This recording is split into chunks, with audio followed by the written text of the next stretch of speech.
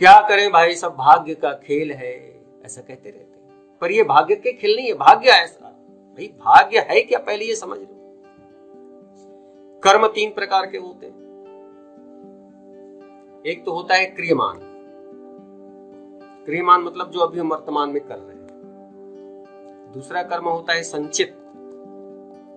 संचित अर्थात जो हम कर रहे हैं वो जाकर के इकट्ठा हो रहा है, जमा हो रहा है। और उसके बाद प्रारब्ध, माने जो संचित कर्म है उसी से प्रारब्ध बनता है। क्रियमान, संचित और प्रारब्ध। तो प्रारब्ध कहां बना, कब बना? हमने क्रियमान किया, कर्म किया, वो संचित हुआ, संचित से प्रारब्ध बना और प्रारब्ध के अनुसार हमको योनि मिली, शरीर मिला।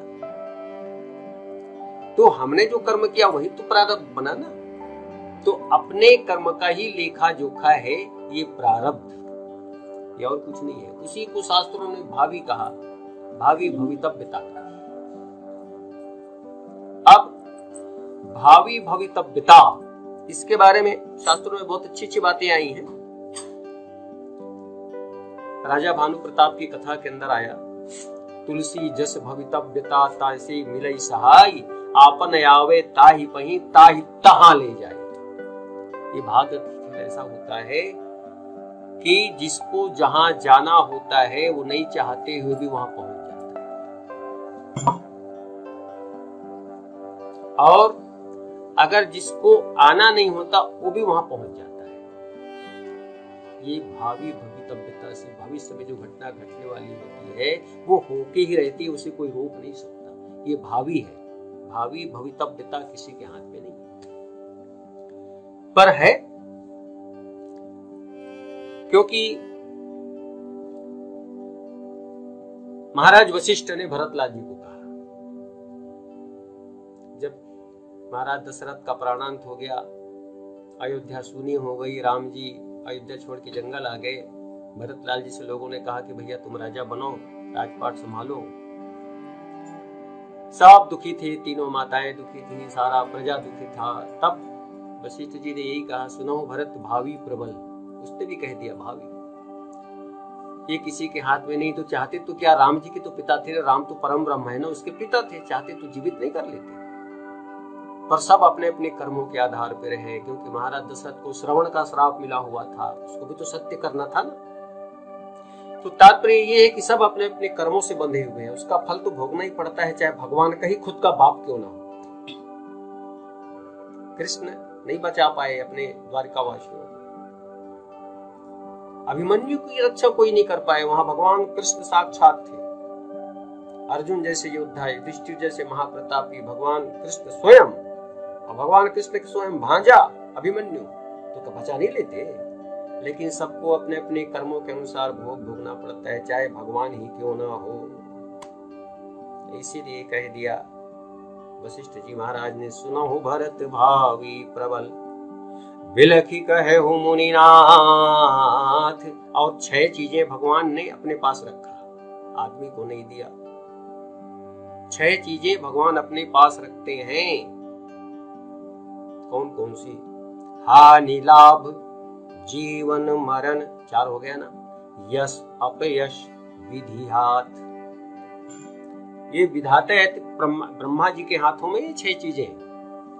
आप चाहते हो मेरा लाभ ही लाभ हो, हानि ना हो, तो हानि लाभ आपके हाथ में नहीं, वो उन्हीं के हाथ में है। जीवन और मरण, कोई चाहता हो कि मैं जीता ही रहूं, नहीं हो सकता। ब्रह्मा ने पहले लिख दिया तुम्हारी मृत्यु, तब मां के गर्भ में आए। तो जहां जिस जगह तुम्हारी मृत्यु लिखी है, दुर्घटना से कि बीमारी से कि कहां से कैसे, ये तो होना ही है, विधाता ने लिख दिया, वो होगा। और यश और अपयश, संसार में आदमी को यश ही मिलता रहे, उसका अपयश मत हो। अपजस गांव में कहते हैं, अपजस से सब डरते हैं। आजकल नहीं डरता कोई, पहले के बुजुर्ग लोग डरते थे, अरे भाई अपना नुकसान हो जाए कोई बात नहीं, लेकिन हमको अपयश नहीं लेना है। लेकिन आज कोई नहीं डरता। अपयश भले हो जाए, लेकिन दूसरों की चीजें छीन लेंगे, लूट लेंगे। अपयश का डर किसी को नहीं रहा। तो ये 6 चीजें परमात्मा ने, विधाता ने, ब्रह्मा जी ने अपने हाथ में रखा।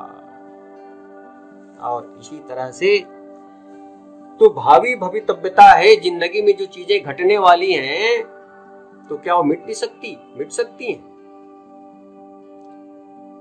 आप अपने मृत्यु को भी रोक सकते हैं।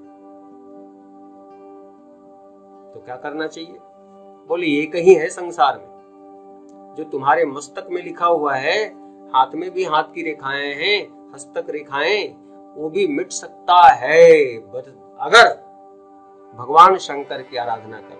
भावी मेटि सकहि त्रिपुरारी। भगवान शंकर की जो आराधना कर लेते हैं, भगवान शंकर तो ऐसे हैं, अलबेले हैं, बड़े भोले हैं। देव नर किन्नर की तेक गुण गावत पे, पार न पावत जाय अनंत गुण पूरे को। अदेख त्रिपुरारी की उदारताय पार जहां, पहिए फल चार एक फूल दे धतूरे को। बाकी सब गुलाब से, कमल से, गेंदे के फूल से, चमेली, रात रानी चढ़ाओ तो खुश होंगे, लेकिन भगवान शंकर ये सब नहीं चाहिए। अरे भैया, जिसको कोई नहीं पूछता, कूड़े करकट में खिला हुआ धतूरे का फूल ही चढ़ा तो हम खुश हो जाएंगे। ये भोलेनाथ है। एक धतूरे का फूल चढ़ाओ, बदले में 4 फल ले लो। आपने फूल चढ़ाया ना, फल नहीं चढ़ाया, और एक फूल चढ़ाया, बदले में आपने 4 फल ले लिया।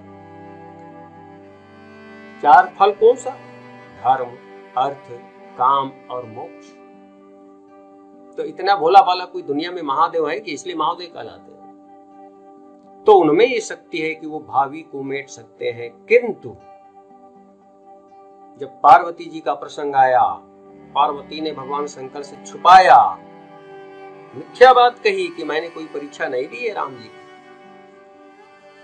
तो फिर कहते हैं भगवान शंकर कि भैया वो भावी नहीं था, वो तो भगवान की इच्छा थी। भावी होती तो मैं उसको मिटा सकता था, लेकिन जो स्वयं भगवान की ही इच्छा हो, भगवान वो चरित्र करना चाहते हो, भगवान जो लीला करना चाहते हो, वो मैं भी नहीं रोक सकता। हरि इच्छा भावी बलवाना। भगवान की इच्छा है वो भावी से भी बढ़ करके है। बताओ, हम लोग कहाँ अटके थे? भाग्य, विधाता, भावी। लेकिन भगवान की जो इच्छा है वो इन सबको मिटा सकती है। भगवान की अगर इच्छा है तो सब हो सकता है। तो भगवान की इच्छा, भगवान अगर अपनी इच्छा से करना चाहे तो किसी का वश नहीं चलता। वो अपनी इच्छा से जो करना चाहे हो ही रहता है। वहां भाग्य कुछ नहीं करता, भावी कुछ नहीं करता। ये मान करके चलना चाहिए। तो भगवान की इच्छा, भगवान की कृपा हमारे अनुकूल हो, इसलिए भगवान को अपने अनुकूल करने के लिए प्रभु का स्मरण सदैव होना चाहिए। 24 घंटे उसका स्मरण होता रहे, काम कुछ भी करते रहें, ये हमारे शास्त्र कहते हैं।